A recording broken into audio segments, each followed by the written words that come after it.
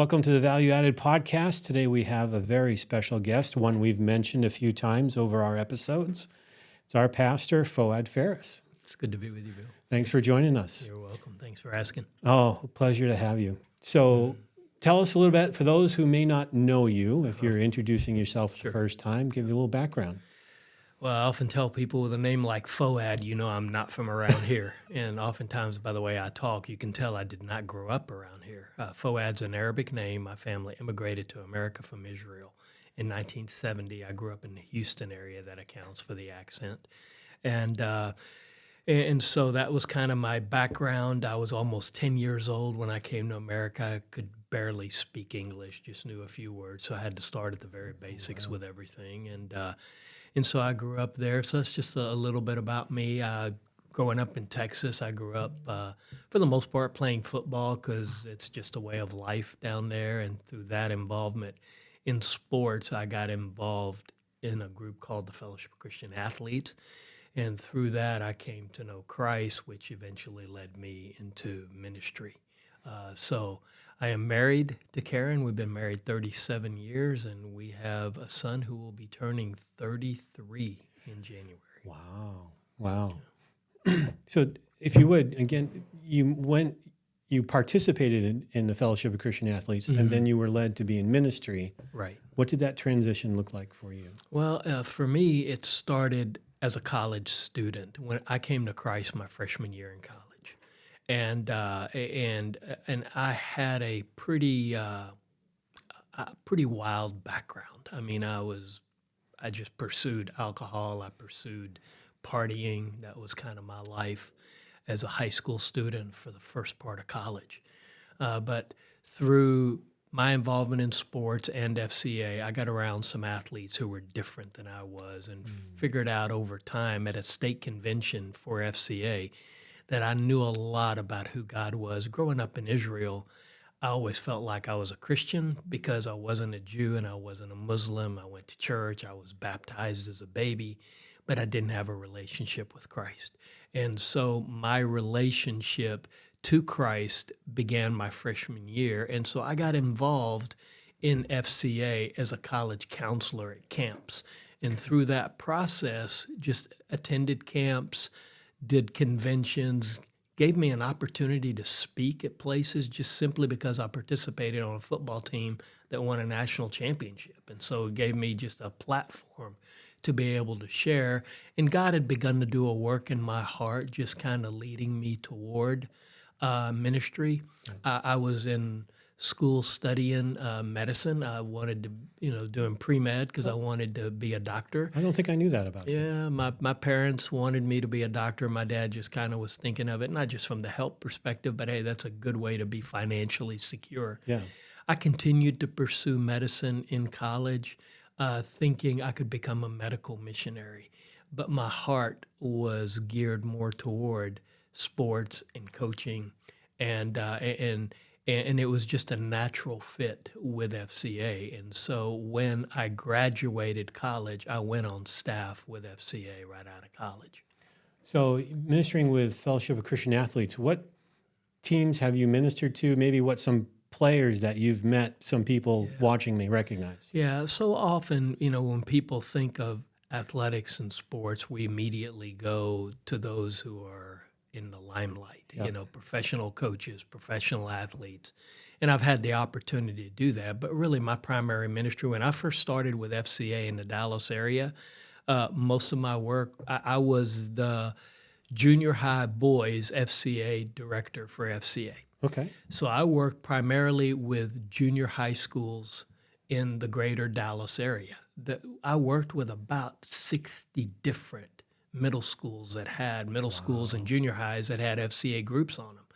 And so I got to minister to kids and their coaches, primarily to the coaches. Now, because I was on staff with FCA in Dallas in the 1980s, I came on staff in 1984. Chairman of our board was Coach Tom Landry. Roger Staubach was on our board. Don Carter, who owned the Dallas Mavericks at the time, was one of our board members. Bob Bruning, who was a middle linebacker with the Cowboys. There's a lot of people on the limelight level, but they're still just people. They're just people, except as I often tell people about the difference between them and me, when I speak, and I've done multiple chapels for NFL and college players and teams, I let people know they're just like every single one of us, except for the fact that if we're involved in anything, for the most part, nobody knows about it. If they're involved in something, everybody knows about it because it's top news because of the positions that they hold. And so they have a profound opportunity for impact positively as well as negatively. They have a platform to operate of, and it's They up do. to them, anybody who has that platform, to be wise They do. in how they use it. They do. And over the years, I've been fortunate to get to know some limelight people. And because I worked with so many students in middle school, in high school, in college, I've known some of these students who became professional athletes. You know, Benjamin Decades. Watson, who played, I think, for 15, 16 years in the NFL. Yeah. His dad was on our board. His dad, named Ken Watson, played at Maryland, and Ken served on our board, was a pastor eventually in South Carolina. And I've known Ben ever since he was in high school, as a young high schooler. And so, and then when he came up to New England about the same time that I moved up to New England. And so we connected for a while and continue to be friends. In fact, he's got a birthday coming up here pretty soon, and he still utilizes his platform for Christ. And that's mostly through the influence of his dad. He comes from an amazing, amazing family. So you went from Fellowship of Christian Athletes to your first pastorate, which is here. Right. And you've been here for how many years now? I've been here for 12 years now. Oh, wow. Yeah. Wow. And I've been right behind him. I've been an elder here at this church for 11 years. That's right. Almost a year to the day where you started. I became an elder. So my co-host, Jared, is our associate pastor at our church. Full disclosures if you're meeting us for the first time. Yeah. So this may be an obvious question and have an obvious answer, but I want to kind of flesh this out a little bit. Why do you do what you do? What kind of nudges you? I always like to say it this way: your spiritual gift brings a sense of joy. So what is kind of the gas in your tank for you to be a minister at First Fellowship of Christian Athletes? And then how did you get called to the pastorate, and why did you come to the pastorate? Sure. It's great questions. I'm doing what I'm doing because, in one sense, it's what God has called me to. That became evident soon after I became a Christian. I voraciously devoured the scriptures. I would spend in college. I would spend an average of 2 to 4 hours per day just studying my Bible. Wow. And God just really, as I said, I had a pretty wild background. I was passionate about the things I pursued, but I was passionate for the wrong things in many ways. God just took that same passion and funneled it in a different direction. God began to use areas of teaching. I mean, I pretty soon after becoming a Christian, I was involved in helping to lead and helping to, doing little things, but still those little things gave you an opportunity to do other things. And so as we did that, as I did that, God continued to open up other doors for me to do that. And I knew deep down inside, I had a conviction within. I have 4 C's that I try to follow in making decisions. One of them is a conviction within. And so I had a conviction that I needed to do this.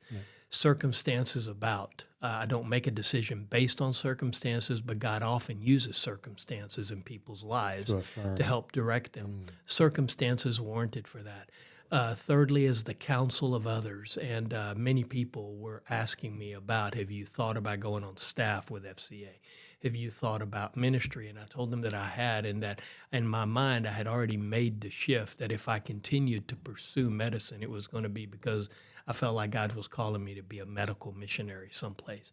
And then the 4th C would be the confirmation from Scripture. And the verse that God kept me coming back to was, woe is me if I preach not the gospel, so all of those came into play so that upon graduating from college, God, in different circumstances that are too that would take too long to talk about, God opened up a door for me to join the staff of FCA in the Dallas area, which I did right out of college. I graduated in May of 1984, and I went on staff with FCA in August of 1984, working in what was probably the largest FCA office in the country at the time. And so we had multiple staff there.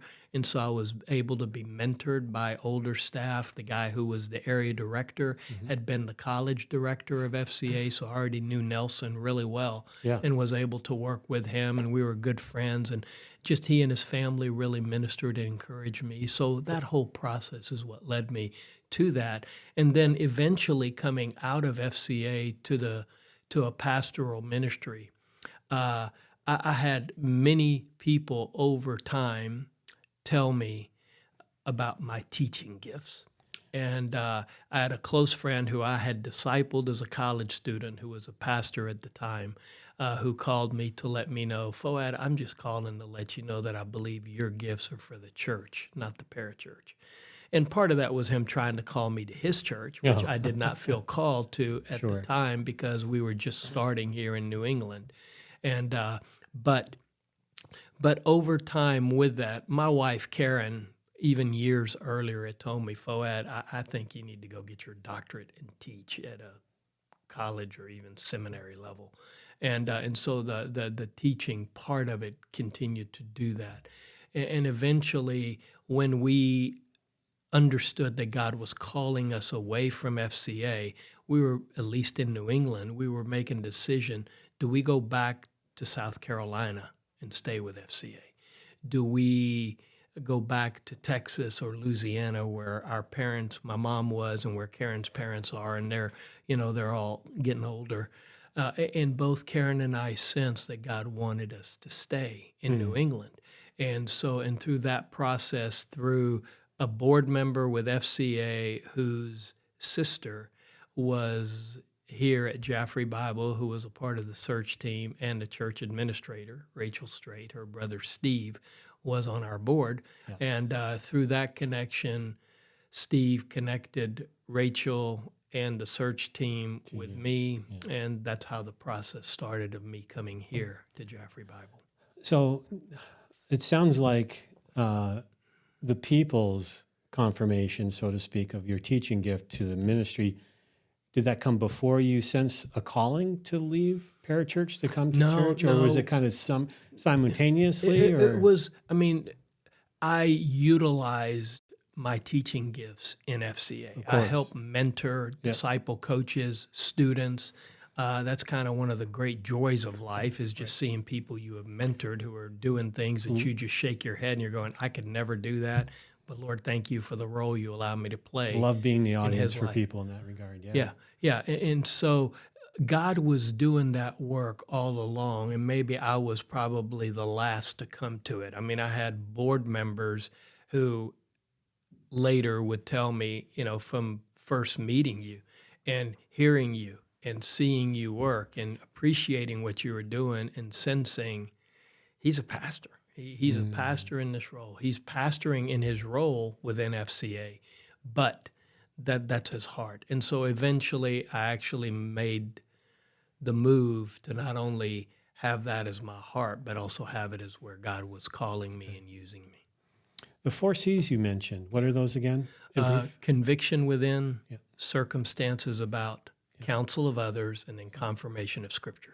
Now, did you come across those on your own, or someone give those to you, or how did those come about? I heard when I was a college student, I heard an evangelist speak at our church, and he used those 4 C's. I wrote them down. Eventually, it didn't take long to memorize them. I have used those for every major decision I've made in life. And the way he talked about it was how to make a decision and never look back. Ooh. And so because when even you mention 4 C's, it sounds okay, here's a formula, but it isn't a formula, it's a process. And so that's where that came from. I have literally shared those 4 C's before thousands of people over the years. I'm going back to the 80s when I heard them, in the early 80s. And I can't tell you how many people over time have come back to me and saying, that was one of the great tools that God has used in my life, and I've been able to pass it on to others through sharing with them. And so that's where that came from. So it goes back to an evangelist, and I can't even give you his name right now. Sure. And I heard in my younger years, I heard similar versions of it that I've used as well. Yeah. But I like yours better. Well, it's not, once again, it's not mine, but it is simple enough to remember, and it's comprehensive enough to really cause us to think, to pursue God, because it isn't just, okay, I have this impression or my circumstances are such that I just either want to get out of here or I have an opportunity for this promotion or something like that, without really thinking, okay, what are others who really know me? I mean, there's a lot of time that I got counsel when my dad was still alive, even though, as far as I know, I'm not sure if my dad ever came to know Christ. He told me he had, but I don't know. But I would get my dad and my mom's counsel Oh, yeah. because they knew me well. They knew me very well. And so consequently, I wanted to hear from them, even though they weren't coming from a biblical perspective. I knew that God could use them in that process. And so I turn to them. But there's also the confirmation of Scripture that we are seeking God as to, God, what is your word telling me that I need to be doing? And it should be something that contradicts God's Scripture. Right. That's just a clear sign that's not from Him. Sure. Yeah, Yeah. absolutely. Okay. Well, let's move on and change things up a little bit. Can you tell us about maybe one or two leaders that had the greatest impact on you in your journey through ministry? Sure. There's so many ways to answer that question. If I look at leaders from the past, there are many leaders who have impacted my life through their writings. And primarily the greatest leader that I follow, obviously, is the Lord Jesus Christ. Yep. But I want to just, without going there, I want to focus on people in life who God has used in my life. Right. And unfortunately, I've been around a lot of great leaders. The ones who have most impacted my life is, number one, my wife, Karen. Just her heart for Christ, her heart for our family, seeing her mentor our son, seeing her mentor younger women, seeing her work with me, understand me, talk to me, encourage me, challenge me. I've seen so much of leadership in her life. And then God, in His providence, gave me a man named Tom Nelson, who pastors Denton Bible Church. And Tommy is 10 years older than I am. When I first met him as a college student. He was an associate pastor at Denton Bible Church with a guy named Mel Summerall. And Tommy and I had similar gifts, but he was light years ahead of me. And so God, in many ways, gave me a living role model of someone who I aspired to be like. I wanted to be most of all like Jesus, and Tommy was much further down the road than I was, with similar gifts, similar heart, similar ability. And so for me, it was like God saying, do you want to be more like my son? Look at him, follow his example, what he's doing. And so I spent time with him. He was never my pastor.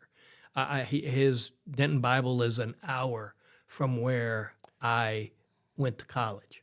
And so, but once or twice a semester, I would drive to Denton, attend church, and spend time with Tommy and Teresa and their boys, and just watch him. And eventually, through that connection grew. Eventually, we did a summer Bible study. Once I went on staff with FCA, that eventually grew to a program that Tommy started doing in their church called Young Guns, which over the past 25 years or so, they have had hundreds of young men and women move to Denton, live with people within their church, get mentored, discipled through a 1 to 2 year program of just real active involvement there. Some of them would go on to seminary and then put them out into ministry, whether it was in parachurch ministries or missionaries or pastoral ministries.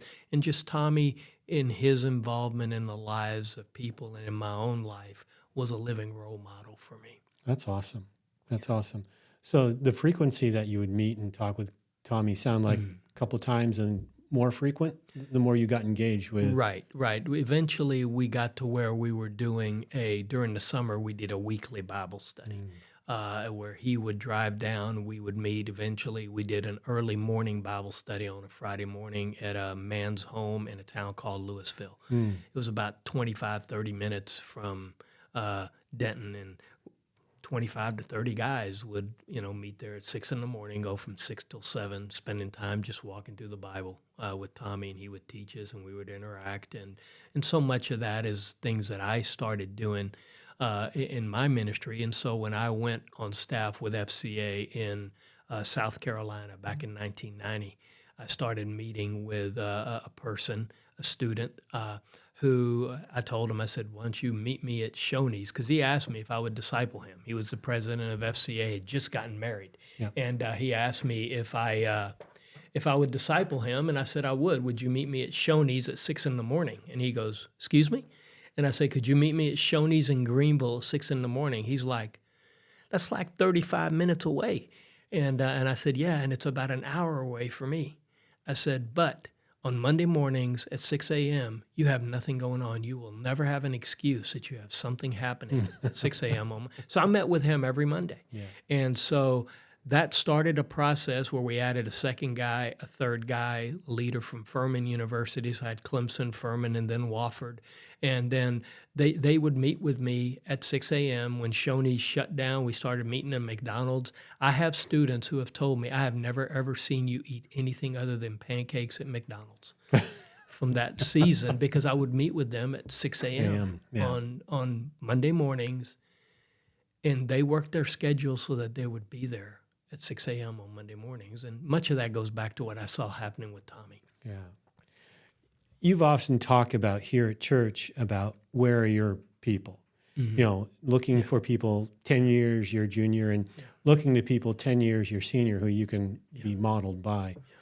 That sounds like it's really had a direct impact from that. It did. It was when I first went on staff with FCA, I called Tommy, and goes back to that once again. He and I met for breakfast that morning, and he gave me a question and he gave me a comment that have really been the foundation of what I believe God's called me to do. The question was that question: where are your men? Where are the people in whose life you are building your life, so that if and when God removes you from this planet or removes you to a different part of this planet, your work is going to continue in and through their lives. And then he made the statement to me, he said, Fouad, don't make a big splash, have eternal ripples. He said, big splash people are a dime a dozen. They come, they make a big splash, they leave. But people who will keep bubbling and sending out ripples, and those ripples will continue over time because they keep bubbling. It's that well of living water that springs up and keeps going out. Right. And so those literally have been the foundation of what I believe God's called me to do in life, is to always have my hands on a handful of men that I'm pouring God's word into, or couples, and then not looking to make a big splash, but have eternal ripples. At times you speak at retreats, at times you speak at chapels, you do things. But oftentimes I love doing retreats because it gives me the opportunity to sit and do what we're doing now, and just talking with a person or a small group of people. So you utilize for lack of a better term, the big splash through the teaching or whatever, but you utilize it for the ripples that keep flowing from it. Yeah, John Maxwell calls it walking slowly through the crowd. Yeah, making the connections, and then that's what gives you permission when you do have the platform to be received. What you're speaking into their life. Sure, so. and the things that we're talking about. Obviously, I'm talking about them from a biblical, spiritual perspective, but they're so true to life. Absolutely. Business people do them. Doctors do them. I spoke I did a retreat out at Tenwick Hospital for the residents who were there in Kenya a number of years ago. And what residents do is they just shadow doctors. They get to spend time with them. They get to watch them. They get to do all that. That's the same exact thing that we're doing with life. And so earlier on, when we were at a place where we could do that, Karen and I, when we did premarital counseling, Yeah. because we were working with college students and we were on staff with FCA in South Carolina, most of them were in Clemson or Furman. They were an hour away, an hour and a half away for Clemson from where we lived. And so when we did premarital counseling, the couples would come and spend a weekend with us. And they would, he would get the couch or the floor, she would get the spare bedroom, and they get to watch us interact. They get to watch us raise Daniel. They get to watch us have a meal. We'll have a ball game that we'll watch, or we'll go for a walk. And so, but they get to see life. And so many of those young couples are amazing parents and grandparents now. I laugh because it sounds so much like what we talk about on our podcast here is more is caught than taught. Yeah. And it's that whole of observing, because people will, you teach what you know, but you reproduce who you are kind of thing. And people just absorbing who you are, and they automatically start, I think, self-evaluating. Oh, why is he doing it that way? Or that's different. Or, oh, he treated her that way, and I don't treat her that way, or whatever it may be. Yeah. I remember when Daniel was younger, and he made a comment one time, and I'm like, where'd he pick that up? And Karen's like, where do you think he picked that up? In the way that he said it. And it's like, it's that thing of things being caught. One of the best and worst things about parenting is that you reproduce after your kind. They're watching you. They're going to be like you in so many ways. And so we have to be, because so much of it is caught, as you just said. So that's a great way to look at it. Yeah. So with all your connections, why come to a small town? Serve at a small ministry, a church here in New England. And you could obviously get a position in a larger congregation, different church. Why here? We love living in New England. I mean, it's the reason, as Karen and I prayed, we just sense that God has called us here. I tell people ask me, what do you do? I used to say this when I was with FCA working on campuses in New England. And I would say, I plant seeds in concrete. That's what God has called me to do. Granite. And in granite. Yeah, great. And I said, but if you drive around New Hampshire, there's trees everywhere. And trees are coming out of granite. They're growing through granite. God is able to bring fruit. When we came here and started meeting some of the people, we fell in love with the people. And we love we can leave our house and be on a hiking trail in 5 minutes. We can just see God's beauty in his creation. And also, Bill, excuse me. You okay? So many of my heroes served God in unknown places. We know about them today because of how God used them. But so often we don't think of the fact that God used many of them in little known places. But he took their writings and he profoundly impacted generations because they faithfully served God where God had planted them. And I just believe that God, when we came here, met, interacted, both Karen and I sensed that if we get offered the position, we're going to take it because we just sensed this was what God was calling us to. Yeah, and we're a small church of averaging, I think, about 200 right now. And, the 200-person church in New England is often like a 500 or 600-person church in the Midwest, proportionally, just to keep that in mind as well. But what you're talking about also reminds me of, thinking of who you're ministering to first. That's the priority, and leave the results to God.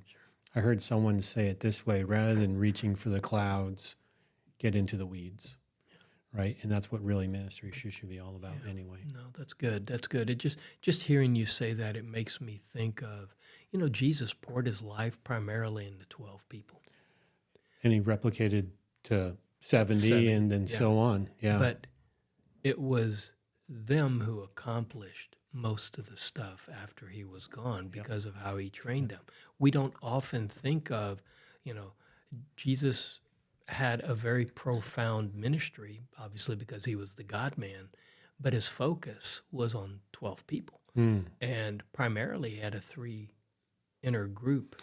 Yeah. And so it's those kinds of things that, we don't know. That's the thing that I often think about. I remember a number of years ago, I had a guy who we had led to Christ and discipled. He was a teammate of mine in college. And then Frank transferred to Tarleton State University, about 2 hours away from where we were. I had already graduated at that point, was on staff with FCA. Frank reached out to me and said, Fouad, could you help me get an FCA group started here at Tarleton? And so I drove out there. I still have this picture. And did an FCA meeting that he had promoted, and it was Frank and me and 2 other students, 2 baseball players. And he was heartbroken because it was like, man, you drove 2 hours, you're going to turn around and drive 2 hours back. I spent the night there, drove in the morning. And I looked at him and I said, Frank, one of those young men may be the next Billy Graham. One of those young men may be the next Charles Manson, and we're preventing it from happening.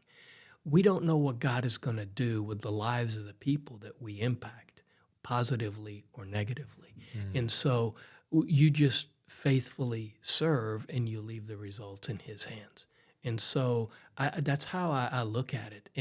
And for me to look at this, as you mentioned, small church, and yet to think we have a number of people that we currently support or have supported on the mission field who all came out of this small church. We've sent out several into the mission field from here. It's been really encouraging to see that. And so you just be faithful to where God's called you. Yeah, grow where you're planted, so to speak. Yeah. Yes. So can you share maybe a story, share a personal story that significantly shaped your leadership style or approach? Yeah. I just, once again, I think I've shared a little bit of that because I had a living role model in Tom Nelson. Yeah. I've had so many of, John, the apostle, wrote, I have no greater joy than this, and to see my children walking in the truth. And to see young men who you just take and just pour God's word into, and then to see them, like as I said earlier, accomplishing things that you find yourself thinking, I don't know that I could ever do that, but I'm grateful to what God has done in and through their lives. I have a friend of mine who their church has 10 different locations. They have, I think, more people on staff than we have in attendance. I have no idea what to do by way of leadership within something like that. That's not what God has called me to. And so in learning and being shaped into leadership is understanding partly what gifts do I have? How do I best utilize those gifts? What is the heart and the calling that I have? And I realize in many ways, there are people who are phenomenal administrators. I'm not one of those, as everybody who's around me knows. But I can and do work with most people. And so it is one of those things, and because over the years, not just because of FCA and being around people like that, mostly in my mind, to a certain extent, was seeing professors and others at Dallas Seminary and how they did their different ministries. I was profoundly impacted by Howard Hendricks in his teaching ministry. And Dr. Hendricks' book, I reread his book, Teaching to Change Lives, every year because I just think it is the best book on teaching. It is very simple but very profound as he takes the word teacher and does an acrostic with it and presents them as laws that people can apply. And so there have been a number of things. I've seen how he led and how he taught, which was different than how Dr. John Hanna taught, which was different than how Norm Geisler taught, or others that you had the opportunity to sit under.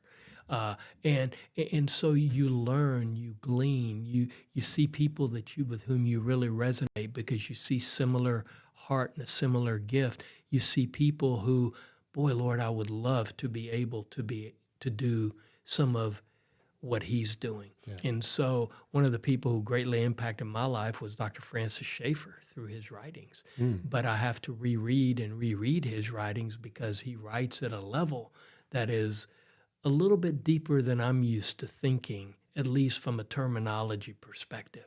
But I've read him enough to know how profound his writings are from a philosophical perspective, or a G.K. Chesterton, who, with some of his writings, particularly the book Orthodoxy. And so you have people who impact you in those areas. One of the books that I have that I try to reread on a regular basis is a book called The Training of the 12 by A.B. Bruce. It was written in the late 1800s. And he just looked at how Jesus trained the disciples. And it's just a training of the 12. And I think Eugene Peterson wrote the introduction of the book, and Eugene Peterson in the introduction said, I have a lot of books in my library. They're all well categorized. He said, I realized that training of 12 has never been categorized because it's never left my desk. It just stays on my desk. I'm constantly turning to it. Because we're looking at who do I want to be like ultimately? Well, it's Jesus. And so reading Spiritual Leadership by Oswald Sanders, those are some of the things that have really greatly impacted my life. That's awesome. And some of your comments there reminded me of the parable of the talents, right? The master gave 1, 2, and 5 talents, if I remember correctly. But there's a verse there that always jumps out to me when I reread that passage. Says he gave according to their ability, right? So he didn't give more than their ability or less than their ability. He gave according to their ability. Right. But their ability or their capacity grows when they were faithful. Yes. It didn't for the one who buried it in the sand. Sure. So it's not a stagnant capacity. It's a growing capacity. Right. So it goes back to what we said earlier. Just leave the results up to him. Yeah. And it may not be numerical. It may be in terms of fruit of the life change, like someone being prevented becoming the next Charles Manson, or someone who will become the next Billy Graham or someone like that. Right. So it's all about just being obedient to what he gives us and how much he gives us. Right. And one of the things that he does give us that needs to come into a conversation like this is there are areas where, according to my ability, I don't have much ability in. But God puts people around me. Amen. And that's one of the things where, when you work with a team, is he puts people around you who cover your back in many ways, who lift your arms up in many ways, who walk along with you in many ways, who see things in a way that you don't see them, that allows a complete picture to come together. It's kind of like the body of Christ. It lets the ear be the ear, the toe be the toe, the nose be the nose, and so forth. Right. Without trying to... Yeah, I always say, don't work on your weaknesses. Work on your strengths, because that's the way God wired you to be. That's where you're going to bear the most fruit. So, yeah, that's absolutely. Good. So how do you balance demands between personal life and ministry life? Is there a threshold? Is there a kind of a gauge that you go by to decide when you say yes to one thing and no to another and so forth? I think, to be honest, many of us really struggle with that. As you know, because we use it often here, I use it often here, ministry out of the overflow isn't just a mantra for me. So my life really begins with my time with God. That's where the overflow begins. Now, back up. You've said that several times as we've known each other, ministering out of the overflow. Jared and I will use that when we minister and talk to others. What's the source of that? Where do you get that from in Scripture? Sure. In Ephesians chapter 5, I believe beginning in verse 15 to the end of the chapter, I believe we have every Christian's biblical priorities in the order that we need to have them. So Ephesians 5:15 through 5:21 talks about our relationship with God. Ephesians 5:21, which is the crossover verse through 33, talks about our relationship with our spouse, husbands and wives. 6:1 through 4 looks at our children or parents. 6:5 through 9 looks at our job. 6:10 through 18 or 20 looks at our outward ministry, the armor of God. And so the overflow begins. The way that I see that text is kind of like a mountain, and it begins with the top. And so it overflows from God into my relationship with Karen. My relationship with God and Karen overflow into my relationship with Daniel, as well as with my parents and Karen's parents and extended family. Those relationships overflow to our job, what God has called me here, which overflows into my ministry, which happens to be my job. Once again, anybody who is a Christian, if we don't take care of business in the first 4 areas, God is the one who shuts down number 5, the outward ministry. Right. And so if I bypass Karen and Daniel because I go from God to ministry and ignore family. There was a season where when Daniel was younger, I was on staff with FCA. I was traveling because I had to travel. I covered 14 counties in the upstate of South Carolina. And so I was gone 3, 4, 5 nights a week. And Karen came to me and only had to do it once, but she came to me and she said, I think you need to start writing us into your calendar. And so I took my calendar and I just started randomly putting Karen and Daniel's names in various places. And so when I get asked, Fouad, can you come and speak on this night? I would look at them and say, I'm sorry, I've already got something scheduled there. Is there another night where I can do that? Now, there's always tension because you want to help everybody and you know you can't. And so, unfortunately, we think it's like a buffet and we just keep piling onto the plate. And stuff starts falling off of the plate. You can't really deal with everything on there. And so I've had to learn over times that if I sense that there's something that I need to add to my plate, I've had to learn to look at my plate and say, is there something that needs to come off first before this gets added? And so, but there's always a tension because you have certain opportunities that may come your way. And when that does, you have to sit down and evaluate. I will talk to Karen and just say, hey, I have this opportunity, but I've got this thing scheduled here, where we're scheduled to do this. Do we hold on and do this, or do we do something different? There's times when I'll talk to her and say, hey, let's reschedule this because I feel like this was an opportunity that we should accept or I should accept to go do something. And so those are some things you have to do. This may be off the cuff a little bit, but do you think that plate is always the same size no matter what? Or do you think that fluctuates in different seasons of our life? Yeah, I think it's a good question. I think we have a specific capacity that we can go to. And, I can maintain the same size plate by focusing on the things that are on it for that season. Having done that, if I do it well, God may be pleased to give me a larger plate. God may be pleased to give me a smaller plate. I have to allow him to do that. I may have the same size plate, but with us having just Daniel as our son, once Daniel was off at school, there was more room on my plate without my plate having to change sizes, because though I was still involved in his life, it wasn't in the same way as I was in a different season. And all of us can understand that. And so what do we do? I think I just have to be content with the plate that God has given me. It's kind of like Paul saying, I'm content whatever my circumstances are. I was thinking the same thing. And if God is pleased to give me a larger plate, then I want to be faithful with that. If God is pleased to give me a smaller plate because he wants me to be more focused on lesser things, I have to be content with that. Mm. Mm. Awesome. Thank you. Let's talk about prayer. Okay.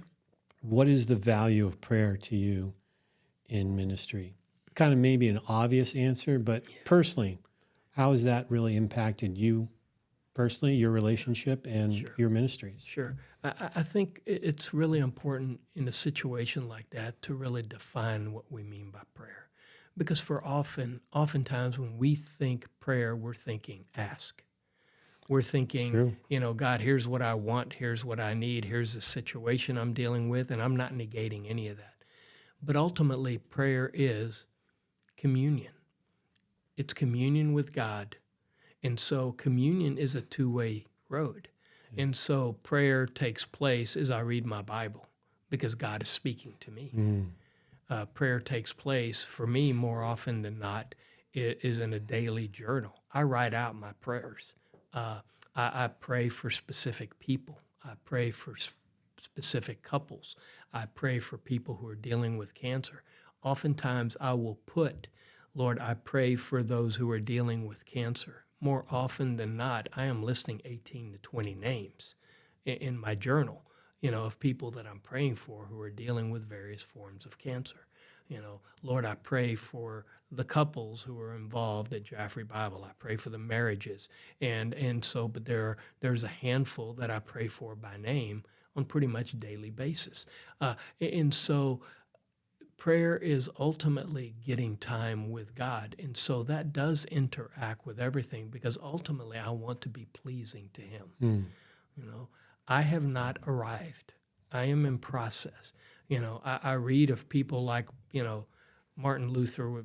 We've often heard the statement that, Luther saying, I have so much that I need to do this day. I need to spend the first 2 to 3 hours in prayer. And I'm going, I have no earthly idea what that means, and stuff. Because for me, if I have so much to do, I want to work through the stuff so I can get to what I need to do. Yeah. But as I'm walking with God and talking to God throughout the day, I heard years ago Tony Evans make the statement. He said to him, he said, prayer is like having a little thing that just seems like it's stuck in your throat. And it's always there and you can sense it, but every once in a while it verbalizes itself. Prayer is a dependence upon God.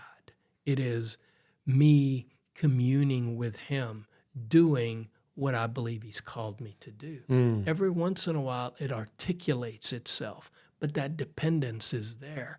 And so as I go throughout the day, I am doing that. So rather than, to use a simple illustration, rather than going through the whole process of, Lord, thank you for giving us farmers who take their job seriously enough to plant crops, who water them and harvest them and then ship them to market, and thank you for people in the market. I just thank God for the food he's provided. Right. But I know that process of getting that food there is there, but I can articulate it simply, even though I'm consciously aware of the fact and I know that I'm dependent upon some of those areas.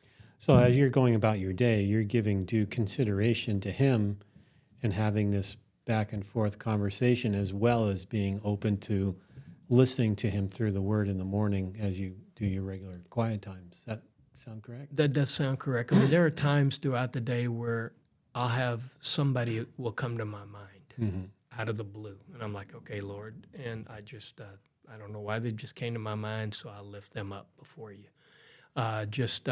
Recently, I had people who don't normally do this just send me texts and emails out of the blue, and just to read them and be encouraged by them, and sensing that, okay, God may have put me on their hearts for a particular reason, even though I'm their pastor, but they don't often write in these areas. And so to get something I'm just very grateful. And as I've mentioned before, I receive it, not just from them. I receive it as encouragement from the Lord. Awesome. Yeah, you think about that statement about so busy you need 2 to 3 hours of prayer time. It's been amazing at times when I've watched in my life where he's multiplied my time when I slow down and make sure I'm plugging into the vine, so to speak. Yeah, That's so true. So true. that's good. Let's move on. Another topic for us, another question. Our culture's what it is. So as a ministry leader, how do you address the kind of the diverse, in a diverse and pluralistic society, left, right, conservative, liberal, traditional gender roles, fluid gender roles? How do you approach that in ministry? Sure, that's a great question. It's a important question in many ways because our culture does constantly change, and as people, we have to be able to change our methods without changing the message. And so the message doesn't change. We stand on God's word. As a pastor, where God speaks, we have no room for opinion. Where God has revealed his will, we stand on that. I didn't write the book. I am called to proclaim it. The Bible tells me in Deuteronomy 32, verse 47, it is not an idle word for you. Indeed, it is your life. With Moses talking about the revelation that God had given to the people. It's not an idle word. It's our life. Sanctify them in the truth. Your word is truth. And so we stand on God's truth. But we meet people where they are. We listen. We interact. Once again, there are people who don't want to listen or interact. They've got their minds made up. They see things in a particular way. There are many times, as you well know, a lot of times Christians are maligned. Sometimes we're maligned because we've done stuff that's just stupid. And sometimes we're maligned because you attack the source because you don't want to listen to the message. And so we just go after the source rather than hearing the truth of what's being said. And so in these areas, we constantly look. But at the same time, having said that, I also, in talking to people involved in areas, I will oftentimes just simply ask, how's that working for our culture? Okay, so we followed this. How's that working for us? How's that turning out? Yeah. Yeah, so we'll talk about certain things in light of the sexual revolution. How's that worked for women? Yeah. You know, how has the prevalence and the advancement of pornography worked for women? I mean, we have people who want to say we can't have this conversation or this talk because it mentions God. Yeah. But we can put very pornographic material and say, okay, that's freedom of speech. And so it's addressing some of those issues. We stand on biblical truth. But one of the great things, I think, for us to always keep in mind is how do we maintain the message without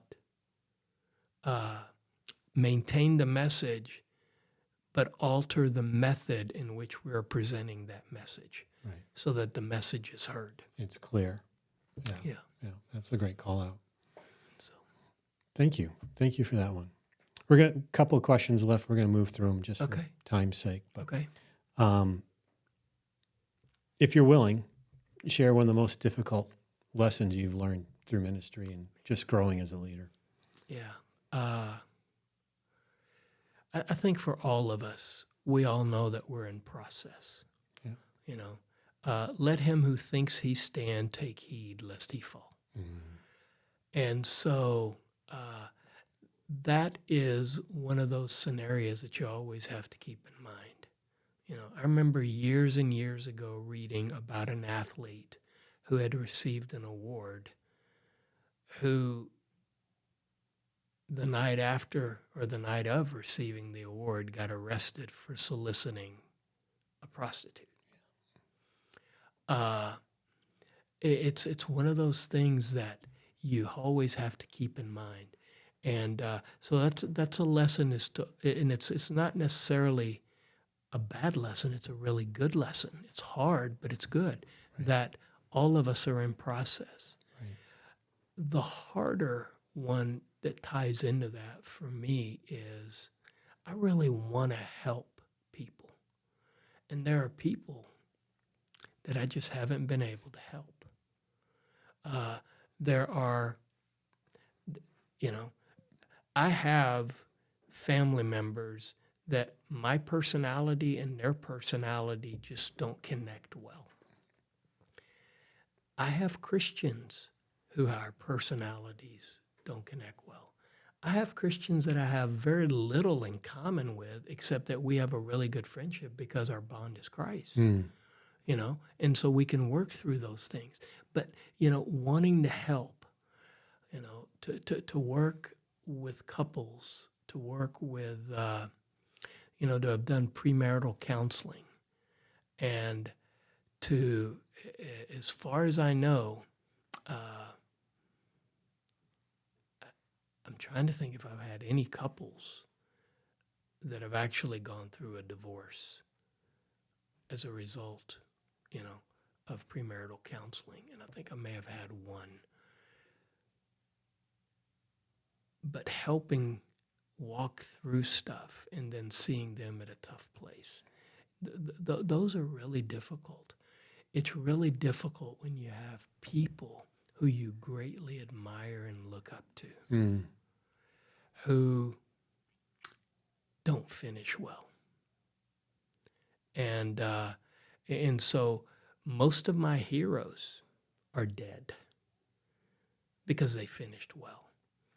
When I used to go to Tom Nelson's home as a young FCA staff person, as a college student, I'd leave his house and Tommy would look at me and he would say, "Fouad." I'd say, "Yes, sir." And he'd look at me and say, "Don't sin." And I'd say, "Okay." As I said, Tommy is in his, he's 74 now. He's 10 years older than me. And when I talk to Tommy now, at times I will tell him, "Hey, Tommy, don't sin. Don't stumble coming down the home stretch, man. Yeah. Don't mess up. Finish well."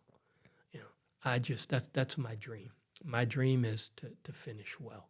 I don't want to stumble coming down the home stretch. For those you've ministered to, and later on in life seen them stumble and fall, is it a struggle or a temptation to take ownership of their struggles? Sure. Yeah, it is at times. It's really, it's hard. You always, at least I do, I don't know if others do it, I just find myself asking, "Lord, what more could I have done personally?" One of the things I'm very grateful for, as you well know, as an elder, is that we have a team of elders. We have a phenomenal team. Yeah, and there are people who have taken positions of leadership in various things that we have done that I am not in a leadership role in or even involved in at times. And I'm very grateful for that. And, but it's still really hard to not take ownership and say, "God, what could I have done differently?" And so, there's always, at least for me, partly because of my personality, I am, I try as best I can not to be hard on others as I am on myself. I am very hard on myself, and at times to a fault. And so I have to be very careful with that. And it's hard not to take things on yourself personally in some of those areas. Out speaking for myself, not to imply anything in what your answer just was, I find it's my pride is my big struggle of I could have fixed that. I could have, I should have, why didn't, I could have done that differently. And go back to, well, personalities don't always click. we're gifted differently. It's really about the body. It's not about me coming in. It's like, okay, who else it would be better equipped or handled to come in? And that's something I constantly have to remind myself about when I'm struggling with that type of pride. Yeah. Yeah. It's one of the things to be able to see. One of my heroes in the Bible is Barnabas. We've just, since I've been teaching through the book of Acts, we have looked at him a few times. You know, I've often referred to Barnabas based on a message I heard from a pastor friend of mine back in Dallas, as, you know, referred to him as the first coach in the New Testament. You know, he went out and he was coaching, and he went and found this great player who nobody would take a risk on, in Saul of Tarsus. And he brought him on his team, and he worked with him, and he brought him on his staff, and he took him with him. And then Barnabas came to a place where he realized, you know what? Saul needs to be the head coach. I need to be the assistant. And he was willing to step back and go from that role. That's one of the things, you know, as somebody who is in his mid-60s at this point, I keep thinking of, you know, finishing. And, and at some point, you know, for all of us, no matter who we are, you've got to hand the baton off. And you want to be able to do that well. You know, so many great teams. You know, it's frustrating. You know, you hear people griping about sending 4 phenomenal athletes to run a relay race, and they don't even make the podium because they fumbled the baton exchange. You know? Yeah, that's for me where the joy of being the audience and watching people grow in ministry and giftedness that's unique to them, far beyond whatever I could do or be. Mm-hmm. Recently, just this week, someone came to me and asked, Bill, will you teach me how to teach? I said, man, my prayer for you is you're going to learn how to teach far better than I ever could or will or did. And that's my hope and my goal for them. Because, you know, while I do struggle with the pride at times, more often than not, I just really enjoy being the audience and watching their grow. Yeah. So, you know what, Bill? Years ago, I had a student at an FCA conference who just constantly berated himself because they did something as students that I felt like was inappropriate. I sat down with them and explained to them why it was wrong. And he kept berating himself. I can't believe I did this. I can't believe I did this. I can't believe I did this. And so I said, you're capable of doing anything and everything. And I said, there is not a sin in the book I am incapable of committing. You know, and that's why you have to constantly be humble, constantly be accountable. Yeah, and that's why we've emphasized on our podcast here that leadership is a team sport. You need the accountability, you need the support, you need the encouragement, you need the correction, right? And you need to be called to the carpet, you know, appropriately. Sure. At times, because we're all very capable of the worst evil under the sun. We are. Yeah, we are. Very much. Mm-hmm. So 2 more questions. Okay. What advice would you give someone who's interested in going into ministry or leadership or leading a ministry in a church? Once again, great question. You know, there's a part of me within my flesh that would say don't. You know, and I think you can understand what I mean by that. I do. There's a lot of heartache that's involved with leadership because you care about people. Yeah. So, but having said that, the advice would be, if that's what you're called to do, then do it with all your might. Learn, glean as much as you can from those who are involved in those areas. As you know, we just read through a series of books by John Maxwell. We did. Because, you know, we have a ways to go as leaders. And so not only from what the books taught us, but also from us interacting with one another. I almost in that got material. More out of the conversation that we had. Right. As I did reading his book, which was a phenomenal read. They were. I mean, eight little short books, and yet, you know, would it have been probably even more beneficial had the author, John Maxwell, been in the room with us to interact with us? Maybe, but in the next best thing is that we had us there to be able to interact with one another. You know, one of the great things for me in interacting with the scriptures is I do have the author there. I'm able to interact with God. But, and so in telling them in that area, be careful, but if this is what God has called you to, learn as much as you can, read as much as you can, look at great leaders, and don't look at them just within the church. Look at great leaders outside the church. Read. Amen. I mean, there are so many great military leaders, some of which were believers, some of which were not. Believe it or not, there have been some incredibly great politicians that we can learn a lot from. And so many of them have been great leaders. Some of them have not. Yep. And so there's a lot that we can learn from others. And so I think we should be able to continually pursue that. And I think that kind of speaks to the cancel culture that we had for a while, people just canceling someone for a mistake or, you know, that happened so many years ago. You know, you, the first without this sin, be first to throw the stone, first of all. Yeah. But secondly, as you said earlier, we're all in process, right? You know, we need to give permission for growth that's taking place ongoing. It just doesn't stop. Yeah. And where they were and where they are now is maybe totally different. Sure. Yeah. Yeah, awesome. So last question. Okay. Where are you going from here? What's the Lord leading you to do for now? Well, I'll probably go upstairs. My office is there. A little bigger.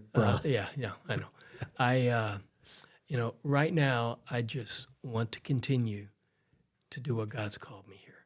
As you guys know, I'm going to be leaving in about a month to go on a month-long, for the most, almost a month-long trip where we're doing some teaching on a mission trip and then taking some time off for just a short sabbatical. Okay.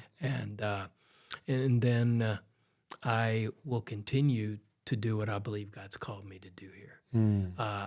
My hope, my dream, as long as my health continues to be there, would be to continue to serve at least in a full-time capacity, probably till my upper 60s, you know, maybe evaluate again at 70. You know, it's kind of interesting when you see the Chuck Swindoll's and the John MacArthur's and the, you know, Charles Stanley's and the David Jeremiah's who, you know, they were in their, you know, Dr. Stanley was in his 80s, Swindoll and Jeremiah and, you know, MacArthur are all in their mid to upper 80s, you know, and you look at that and they're going strong. They are. You know, and at the same time, I don't see myself doing that.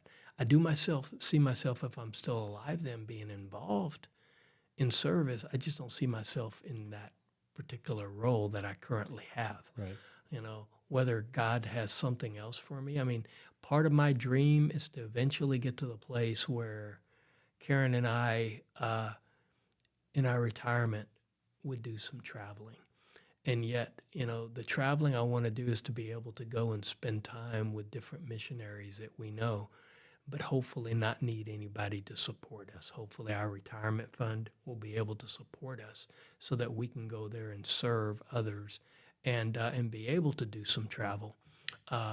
And some of that may be a few weeks, maybe a few months at a time. We don't really know. Right. But then again, none of that may come to fruition. You know, I mean, there have been many incredibly gifted, healthy people who, you know, dropped dead in the midst of the things that they were doing. And so, you know, the thing I want to do is I have today, and God has given me today, and I want to live today to its fullest.